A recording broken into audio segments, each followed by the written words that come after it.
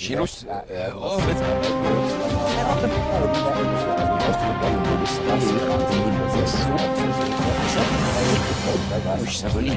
Live aus Berlin. Bundeskanzlerin Angela Merkel und ihr Herausforderer SPD-Kanzlerkandidat Frank-Walter Steinmeier. Befragt von Maybrit Illner und Peter Klöppel. Peter Limburg und Frank Plasberg. Guten Abend aus Berlin, liebe Zuschauerinnen und Zuschauer zu diesem Duell 2009, natürlich auch im Namen meiner Kollegen. Dieses Duell ist ein besonderes Duell. In 14 Tagen findet die Bundestagswahl statt. Wir sind im Jahr 1 der größten Welt- und Finanzkrise seit dem Krieg und wir werden regiert von einer großen Koalition. Kanzlerin und Vizekanzler, 4 Jahre lang haben sie miteinander regiert und jetzt soll damit Schluss sein ab dem 27. September. Zum ersten Mal treffen sie in diesem Wahlkampf hier als Gegner direkt aufeinander. Es ist wohl auch das einzige Mal, dass sie in diesem Wahlkampf so aufeinandertreffen, so gesehen eine einzigartige Veranstaltung. Und ich prophezeie mal, dass wir wahrscheinlich in dieser Konstellation auch nur dieses eine Mal aufeinandertreffen werden. Ich begrüße hier im Studio Bundeskanzlerin Angela Merkel, Vizekanzler Walter Steinmeier. Herr Steinmeier, wenn nicht jetzt, wann dann? Erklären Sie den Wählern, erklären Sie, Frau Merkel, können Sie es gleich ins Gesicht sagen, erklären Sie doch mal, warum Angela Merkel nach der Wahl nicht mehr Bundeskanzlerin ist. Herr Plasberg, weil es eine bessere Alternative gibt, nämlich mich. Worum geht es denn am 27. September?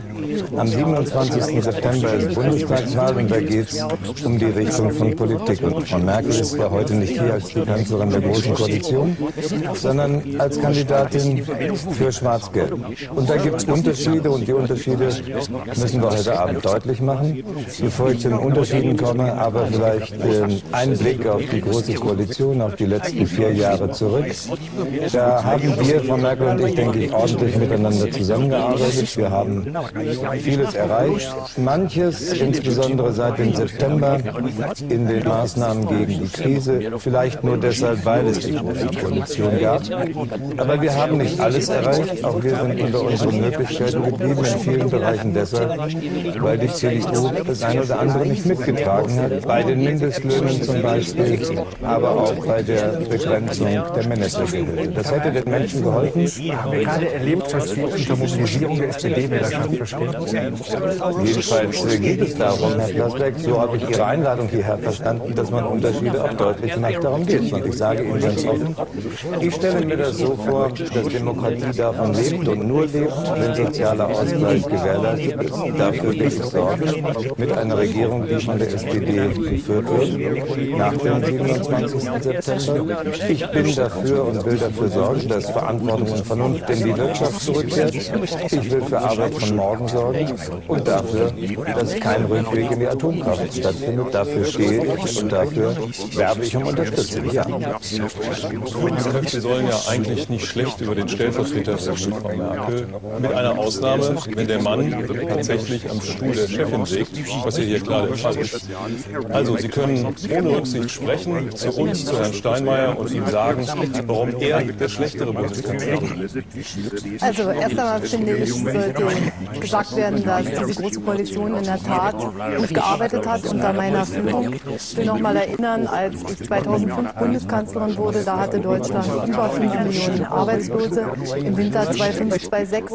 Das haben wir bis Ende 2008 auf unter 3 Millionen gebracht. Das zeigt, die unionsgeführte Bundesregierung hat hier vieles vorangebracht und das hat dem Land gut getan, denn auch heute, selbst in der Krise, haben wir noch über 1 Million mehr sozialversicherungspflichtige Beschäftigungsverhältnisse. Das bedeutet für Millionen von Familien eine bessere Situation. Ich glaube, dass wir aber diesen Kurs noch entschlossener fahren könnten, dass wir entschiedener manchen Weg in mehr Arbeit gehen könnten. Und deshalb werbe ich für eine neue Regierung, wobei ich nicht anstehe zu sagen, dass wir gut miteinander gearbeitet haben, dass wir vieles auf den Weg gebracht haben. Aber es war eben nötig, aus Rot-Grün erst einmal eine große Koalition zu machen unter einer Unionsführung, um 2010. Mehr nach Duett, weniger nach Duell. Sie sollen jetzt eigentlich mal die Frage Herrn Steinmeier sagen, warum er der schlechtere Bundeskanzler ist. Ich beantworte die Fragen so, wie ich mir das vorgenommen habe. Und ich glaube, die Definition, was ein Duell und was ein Duett ist, die überlassen wir mal den Zuschauerinnen und Zuschauern draußen. Ich sage ganz einfach, die Große Koalition hat gute Arbeit gemacht und jetzt brauchen wir in der schwersten Krise seit den 30er Jahren wirklich eine entschiedene Politik für mehr Arbeit und da braucht es noch mehr Union in der Bundesregierung. Wenn es nicht das Duell wäre, könnte man denken, wir sind bei Ehen vor Gericht. Steht zu erwarten, dass wir in den nächsten 90 Minuten lauter Argumente geliefert bekommen, warum diese Vernunftsehe an ein hoffnungsloses Ende geraten ist?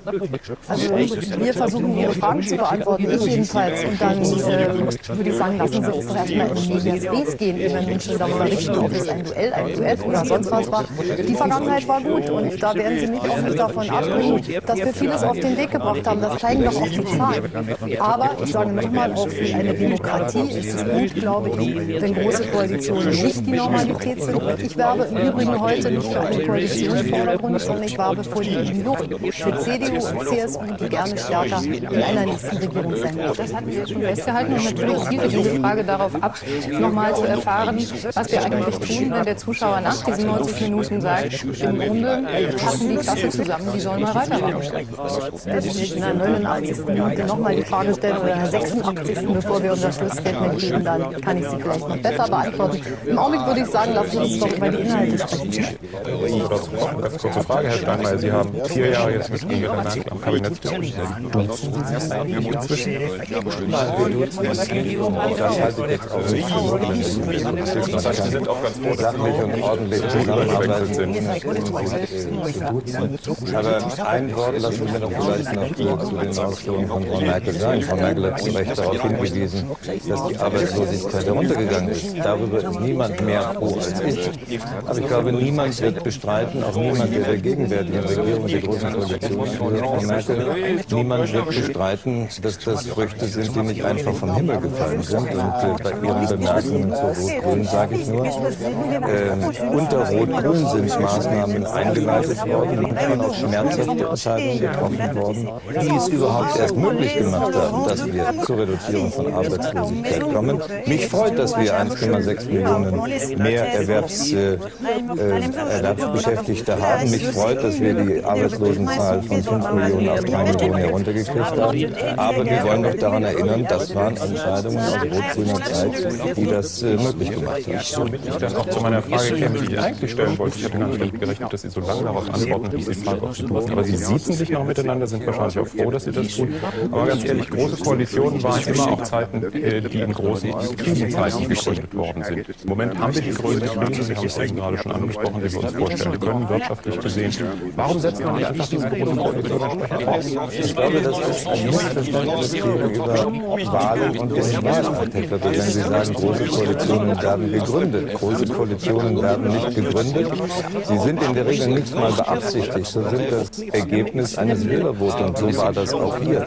Weder die CDU noch die SPD hat 2005 Wahlkampf für eine große Koalition geführt. Das Wählervotum war so, dass am Ende keine andere regierungsfähige, keine andere Regierung zustande kam. Und insofern haben wir uns in dieser großen Koalition zusammengefügt, haben versucht, das Beste daraus zu machen. Ich habe vorhin gesagt, wir sind trotzdem unter unseren Möglichkeiten geblieben, weil zwar viele gute Vorschläge von der SPD sich durchgesetzt haben. Ich auch finde, dass diese große Koalition durchaus sozialdemokratisch geprägt ist. Aber an vielen wichtigen Stellen sind wir gescheitert, weil die CDU Vorschläge nicht mitgetragen hat. Ich habe genannt den Mindestlohn. Da kommen wir dann gleich zu den fangen wir vielleicht mal an mit den Inhalten. Kommen wir also zu dem Hauptthema dieses Wahlkampfs. Das ist mit Sicherheit, wie kommt Deutschland aus der Wirtschafts- und Finanzkrise raus. Vor genau einem Jahr war der Zusammenbruch von Lehman Brothers. Dieser Bankencrash hat die Welt erschüttert. Und er hat vor allen Dingen viele zweifeln lassen, ob die Art, wie wir wirtschaften, wirklich die richtige ist. Frau Merkel, welche Grundsätze, die Sie vielleicht sozusagen früher gehabt haben, sind mit dieser Krise weggespült worden? Gibt es Dinge, woran Sie jetzt nicht mehr glauben, was Sie vor der Krise geglaubt haben? Vielleicht noch mal kurz darauf eingehen, was unter Grünen geschehen ist. Jawohl, da sind Reformen gemacht worden und da steht absoluten Druck von, dass es nicht weitergeht. Diese Reformen sind im Übrigen auch von der Union durch die Mehrheit im Bundesrat unterstützt worden. Und dann haben wir